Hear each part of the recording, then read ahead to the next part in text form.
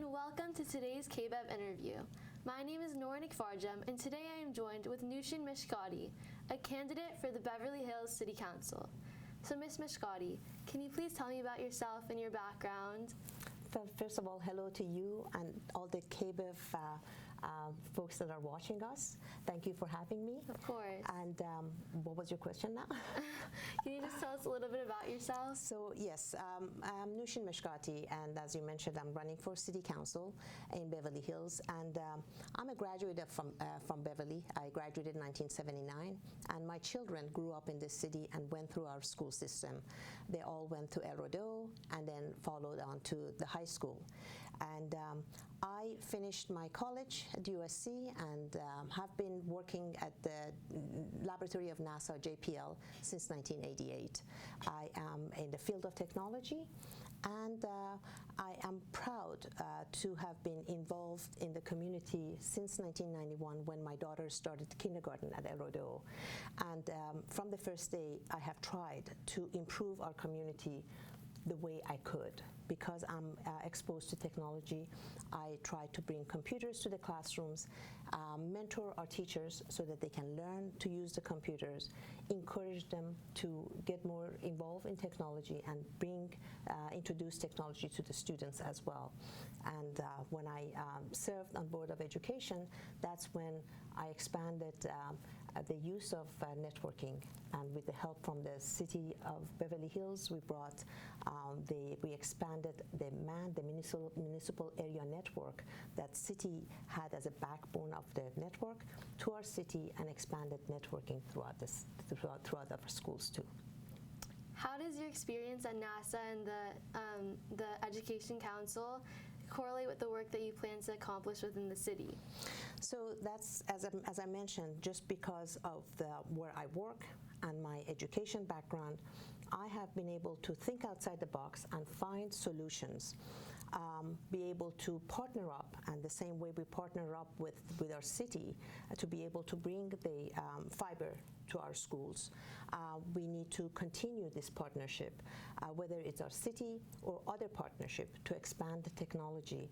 Our Beverly Hills Police Department Watch Center that is sitting on the municipal area network that is sitting, I was one of the founding families of the technology committee that we introduced the MAN, and now our watch center, of course the MAN is upgraded ever since, but our watch center is sitting on the same network that is connected throughout the city. That's why we can have CCTV cameras that are throughout the city, and hopefully we can expand it to be able to protect our city to the best of our ability.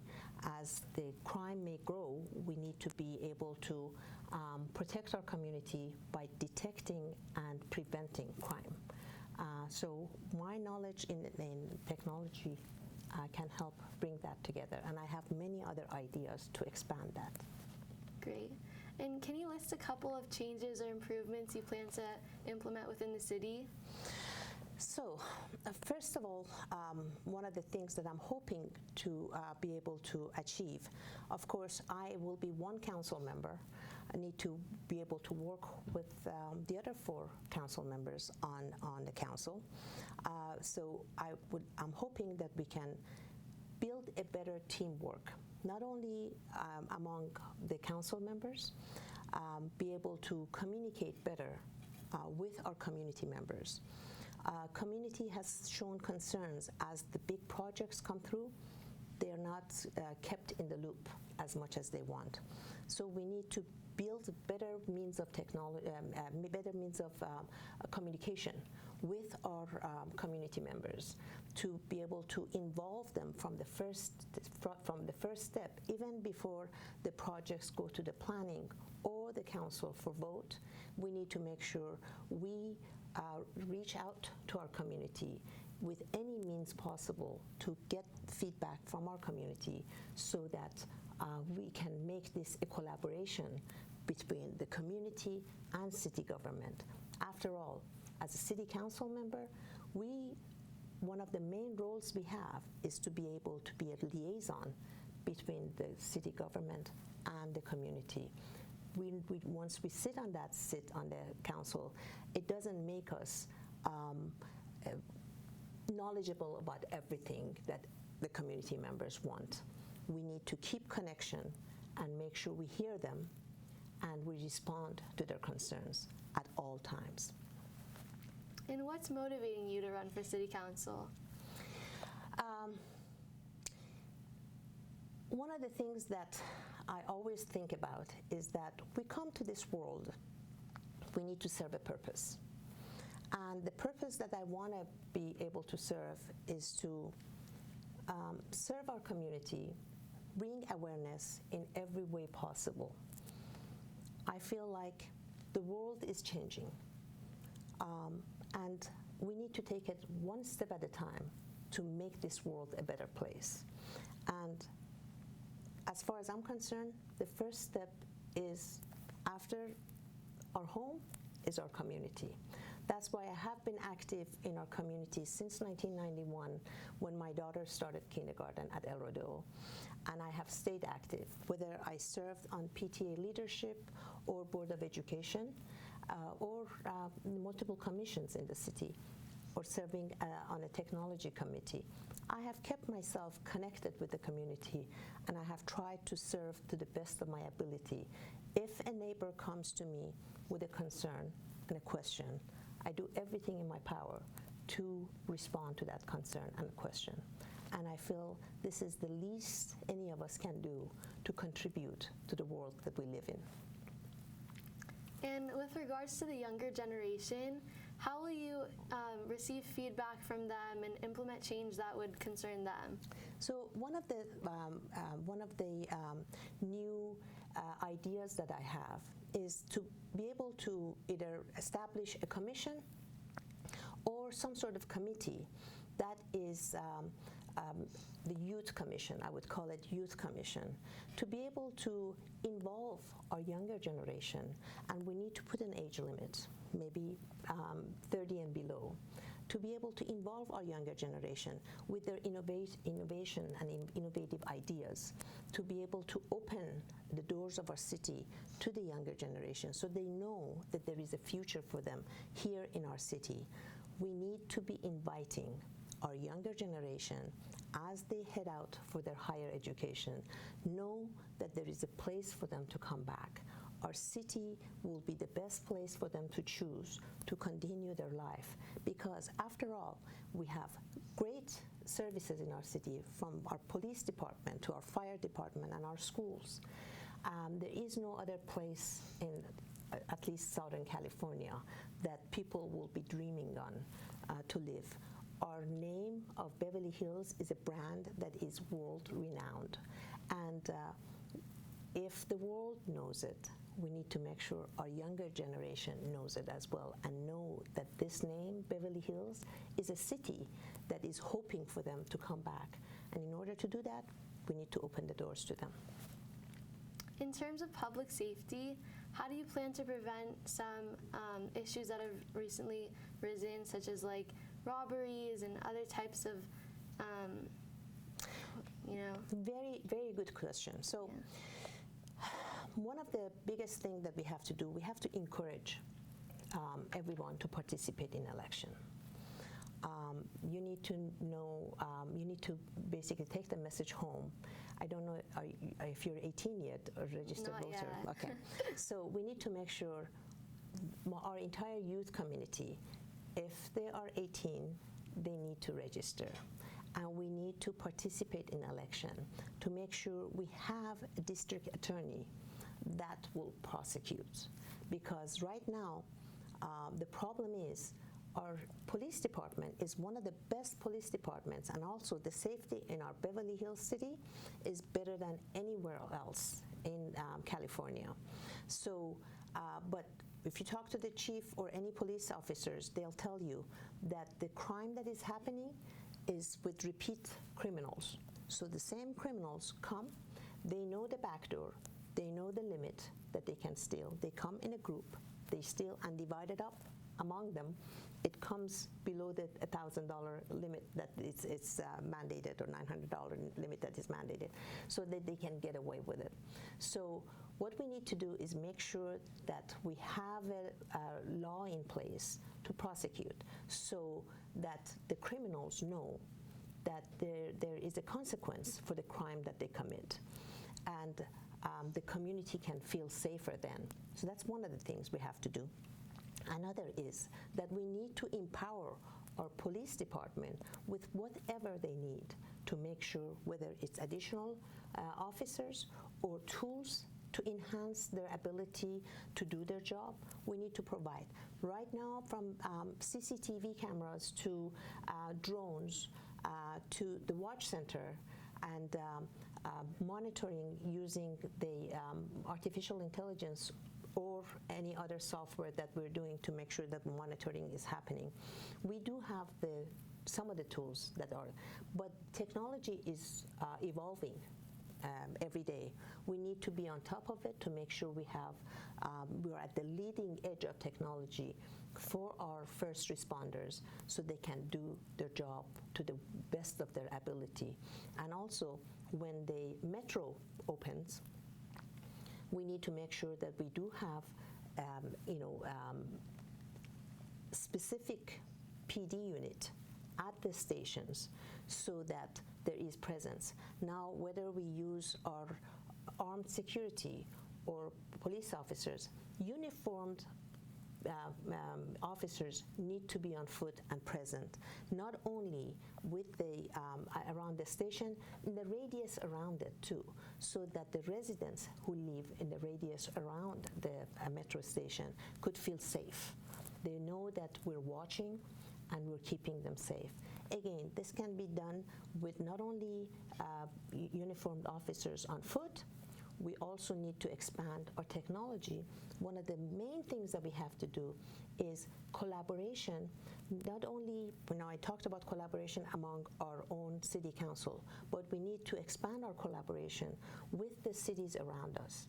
We need to make sure that we are in communication with our surrounding cities, so that we can do a teamwork to make sure that we will not allow the criminals in our city, and between all the cities that we can work to make sure that the criminals are apprehended. So we need to learn to do more team playing and team working, so that together we can make this city a safer place for our community. Because if we're safe and the surrounding cities are not, we can be sure that the crime from surrounding cities will get to us. So what better than that for us to work together to make sure that we keep everyone safe around us. And you mentioned a lot of collaboration. So what are some tips and tricks that you have to collaborate with people on the city council and people within the city as well? So I have worked all my life. From age of 16, I have worked. And currently, I have 22 engineers working for me. When you work as a team, the first thing you have to do is build trust. So I'm proud of myself to have contributed so much to the community that I feel like I have built a good trust within our community. So the next step is to make sure that that trust exists with the council members that I will be working with also.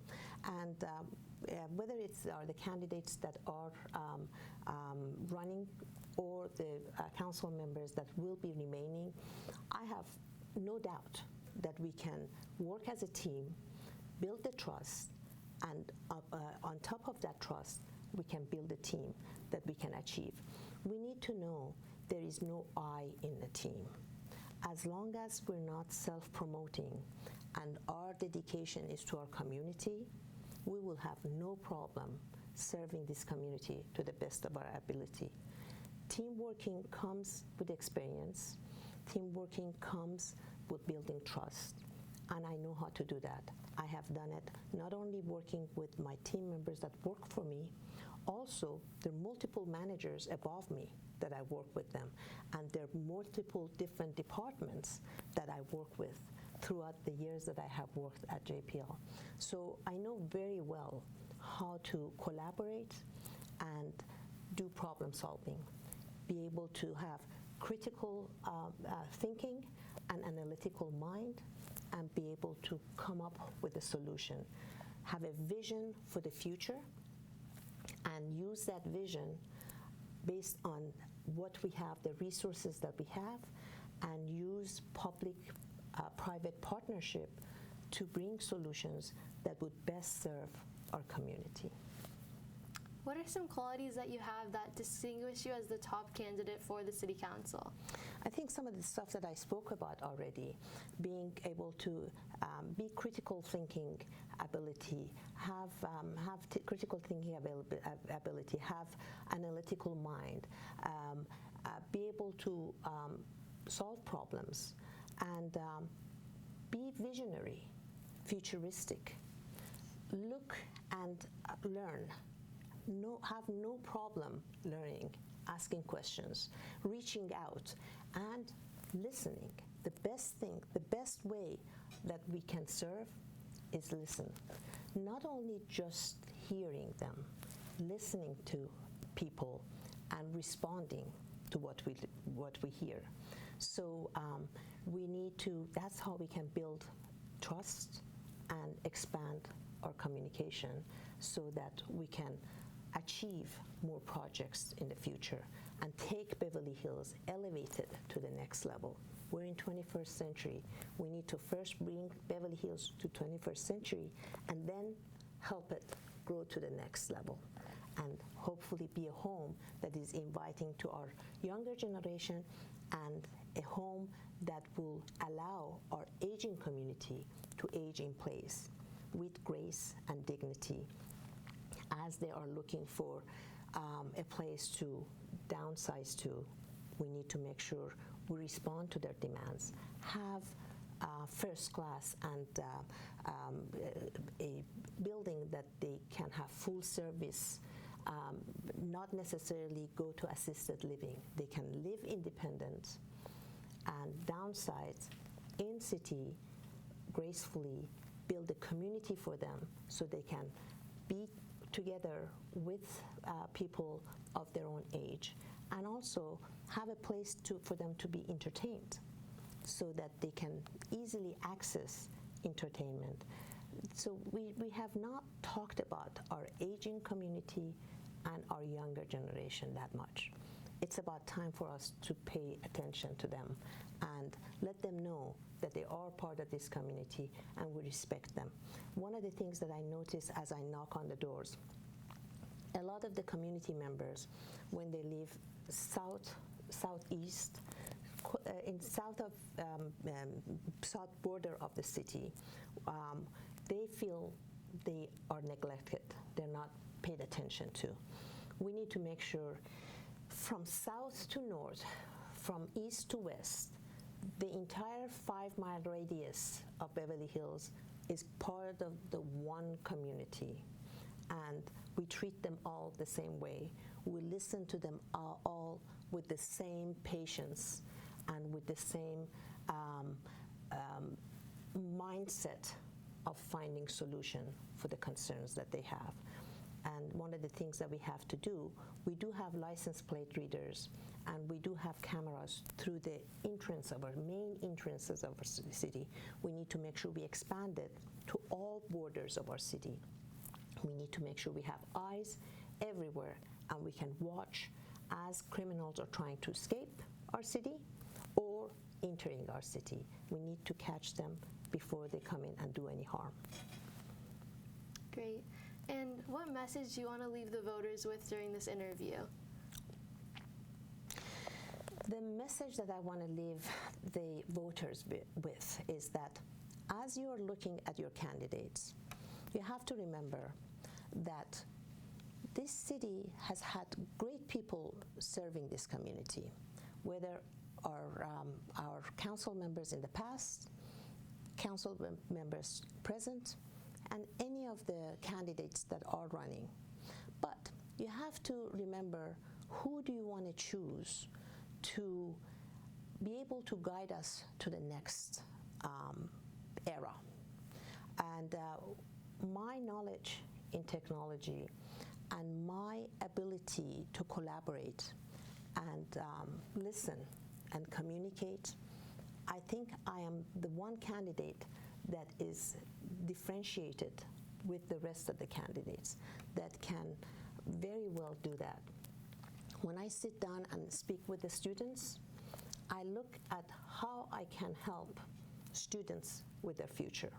When I talk to our aging community, I think about how I can help them have a better community that they can feel comfortable in, and so on and so forth. We need to make sure that this city is for everyone. And I think I have that ability, whether it's my profession and the experience that I have from the work that I have done, and I have been working from the age 16 up till now. So I've been working few decades. And so I have that ability, and I know how to build a team, and I know how to teamwork. So I'm hoping the community will take a look at the differentiation between the candidates to see who can bring the change to the community to take us to the next era. Because everything is changing. Whether we want change or not, change is happening. We're mandated by state, for example, to have additional housing.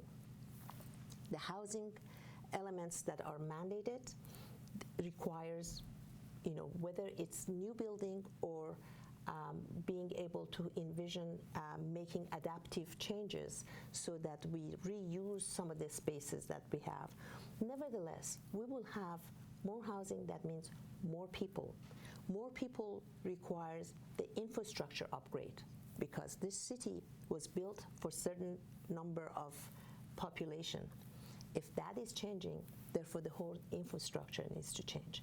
So be able to have a vision to build a city for the future is very important. And I think I'm one of the candidates that can do that. And I'm hoping your audience will pay attention to that.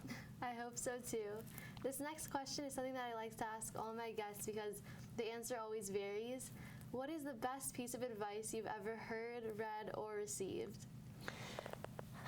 The best piece of advice that I have ever heard is that, actually, there are two parts to it. One is, as a leader, we need to unite everyone. And as a leader, we need to better communicate and listen. So in order to be a good leader, we need to make sure that we unite our community and not be divisive for any reason, whether it's gender, color, faith, for any reason. Dividing the community is not something that a leader would do. So if you hear anything from anyone that is divisive, know that that person is not a good leader for this community. So that's one of the things that we need to keep in mind. And that's one of the best advices that I've heard from friends, and I have read multiple times on social media, that united, we can conquer. Divided, we will not. We will fail. So let's all come together united so that we can achieve more and take our city elevated to the next level. That's really great to hear. Lastly, is there anything that we didn't get to touch on that you'd like to mention? So I like to mention that I'd like to ask you, as the youth in our community, as the next generation for this city, to make sure that you take this message home also. That first of all, the power that we can show is the strength of us is in our numbers. So the more people participate in elections, the more power we can show. We will, they will look at us. The lawmakers will look at us as a community that has a strength, because if we can show the numbers, we have close to 33,000, I believe, population in our city. Out of the 33,000, I think we have something 16,000, maybe 17,000 by now, voters, registered voters in this city. The maximum participation in election has been about 8,000. Maybe one of the presidential election, maybe we got to 10,000 also. But we're a small community. We really need to target to get 100% participation. Whether they vote for me or not, practicing our democracy is a privilege. We need to know we're given the opportunity to express ourselves, to say what we need by choosing what's on the ballot. If we don't participate, that means we are withdrawing ourselves from the community. Then we can't expect improvement if we're not taking the opportunity to participate. So I'm asking you and all of your friends in the school to make sure you talk to your parents. If they're not registered, they have till February 20th to register. Some people are registered in another city. When they moved here, they didn't register with the address here. Make sure they can update their addresses and register with the new address that they have in Beverly Hills. And take the time, participate. Now that the ballots come home, it's very simple. The ballots are there, and the initiatives are very easy to follow what they are. And there are many people in the community that can help respond to some of the questions that they have. Reach out to your friends and family and neighbors to find out more, or if you want, I'm always available. Call me, and I can be reached at vote-nooshin.com, vote-nooshin.com. I can be reached, by means of email, phone, and I can gladly guide everyone through what's on the ballot and how they can make the right choice. Great. Well, thank you so much for spending your time with us here today, and I wish you the best of luck on your election. Thank you for the opportunity, and thank you for the KBEV audience for watching us. From KBEV 6, I'm Nora Nikfarjam.